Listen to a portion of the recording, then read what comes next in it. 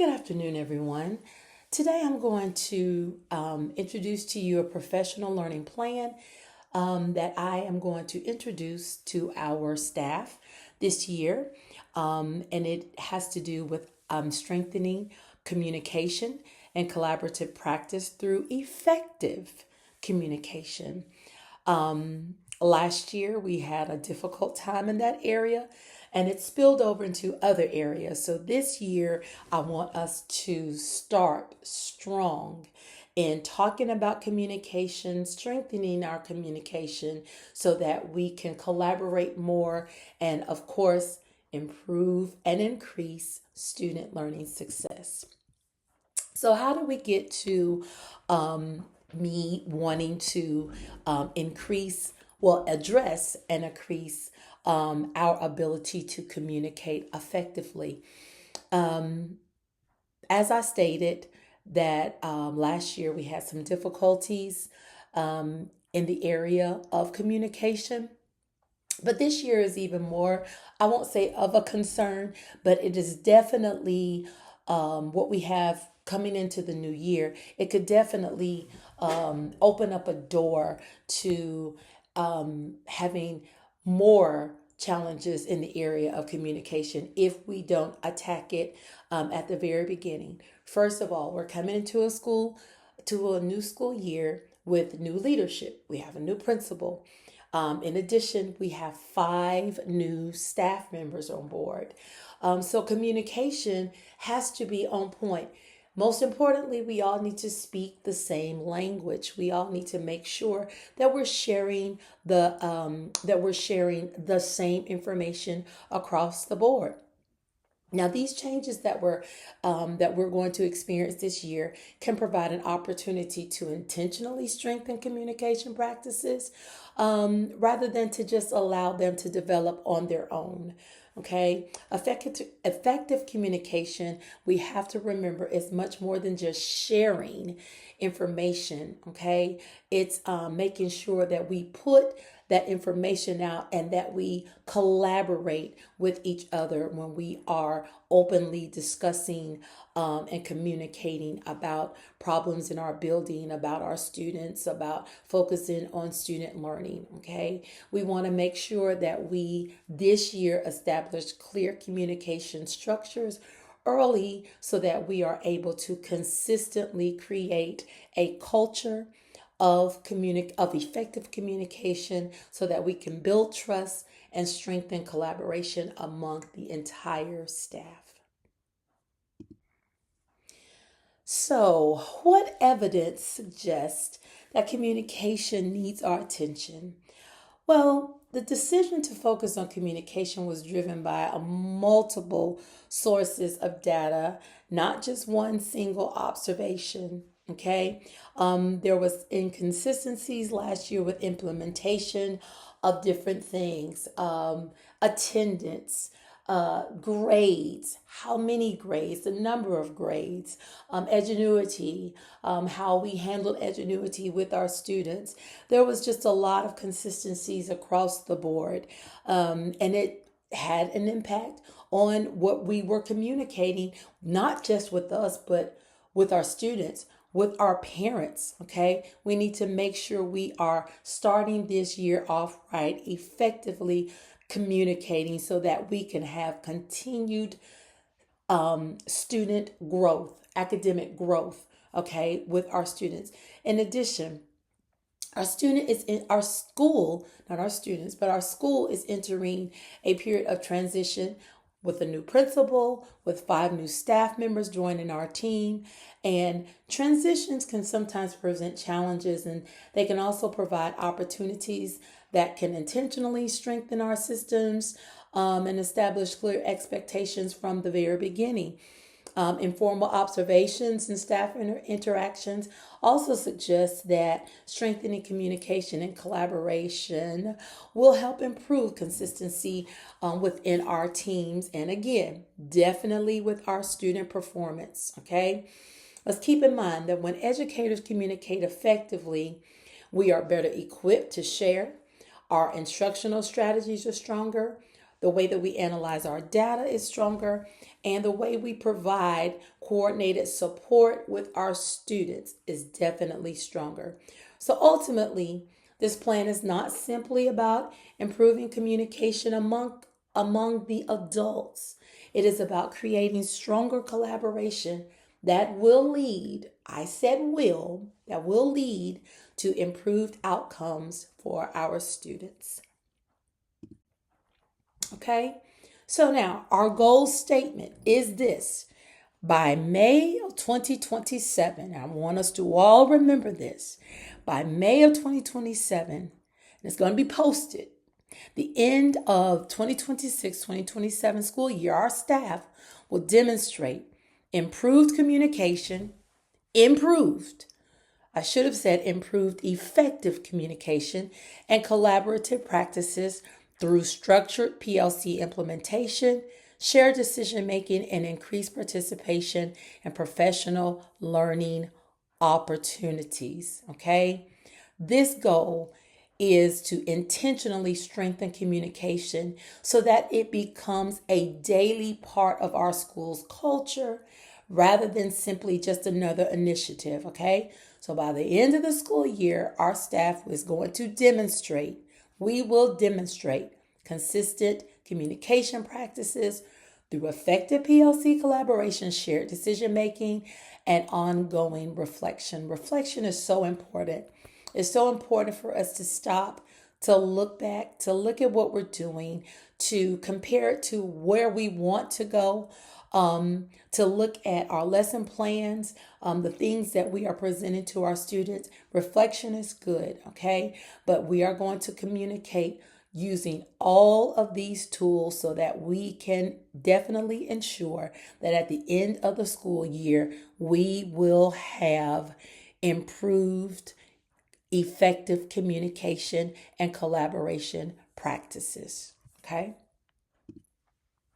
Now, what is the game plan? Okay. The game plan is that we are going to have 3 different phases. All right.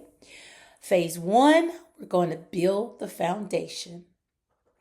And from August to September, the first 2 months of school, we're going to lay the foundation.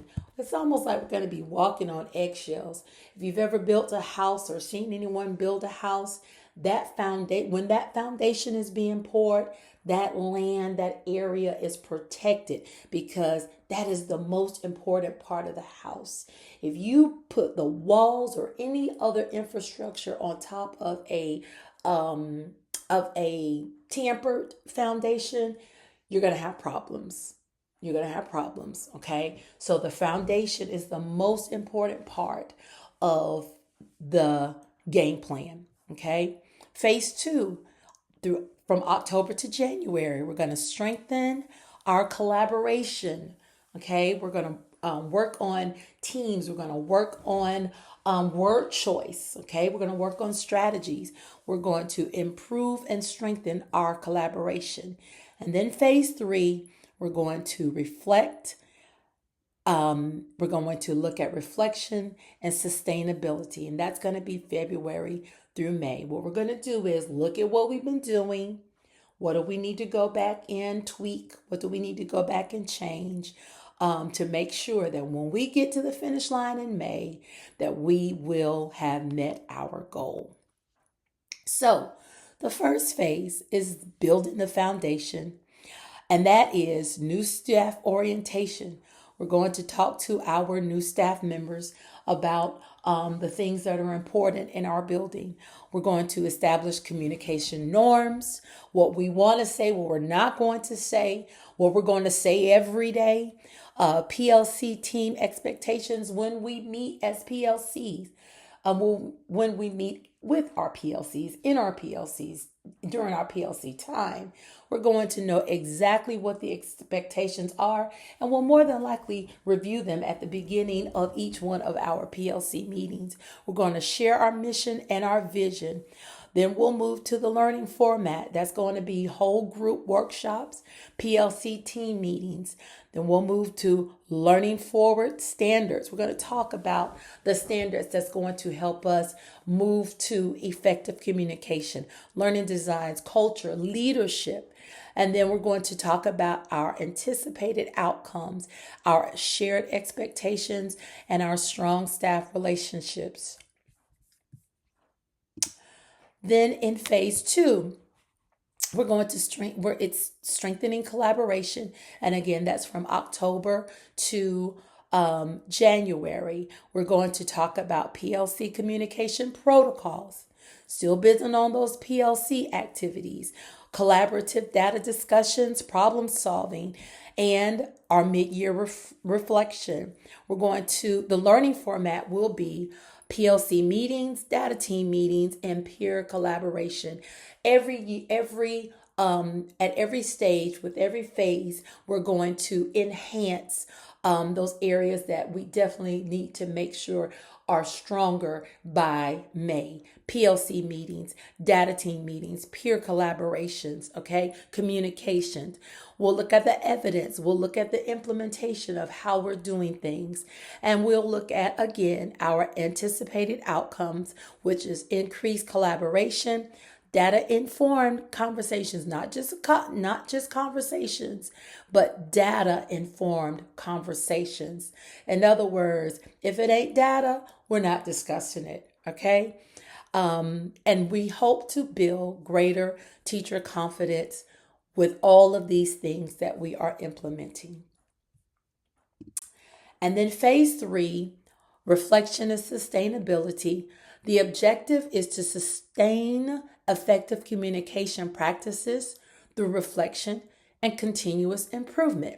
So our professional learning activities will be peer learning, peer learning walkthroughs. We're going to go into other people's classrooms and see what's going on, see what our peers are doing. Then we'll have reflection meetings to talk about what we've seen, to talk about what we didn't see, what we need to see. But the most important thing, we'll have PLC celebrations. I think it's important to put our goals in place, but to celebrate our successes along the way. Our learning format will be peer observations.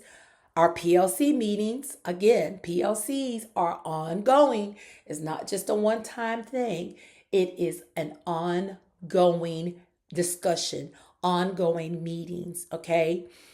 Our learning forward standards will be continuous improvement and outcomes. And then our anticipated outcomes will be sustained collaboration, improved communication, stronger school culture, and ultimately increased student success. So our professional learning plan is grounded in the principles that's outlined in our learning by doing, learning by doing. We will engage in collective inquiry by working collaboratively to share ideas, analyze data, and problem solve, okay? We're not going to work in isolation. No one is going to work alone. No teacher left behind. Okay, we're going to learn from one another. That is the best way to learn in a learning environment, is to collaborate, okay, to talk to each other, all right? And we will maintain an action orientation by immediately applying communication strategies within our PLC meetings, collaborate planning sessions, and daily interactions, okay? Our goal is not to simply discuss effective communication, but it is to put it into practice. And throughout the year, we will embrace continuous improvement by reflecting on our progress, analyzing evidence, and making adjustments as needed. You got to tweak things along the way. That is also important, okay? While improving communication among staff is important, our ultimate measure of success is improved collaboration that leads to better outcomes for our students. Everything that we do is always to make sure that it is for the good and improved success of our students, okay? So, effective communication, again, is not simply sharing information, it is creating a culture of trust and collective responsibility for student success.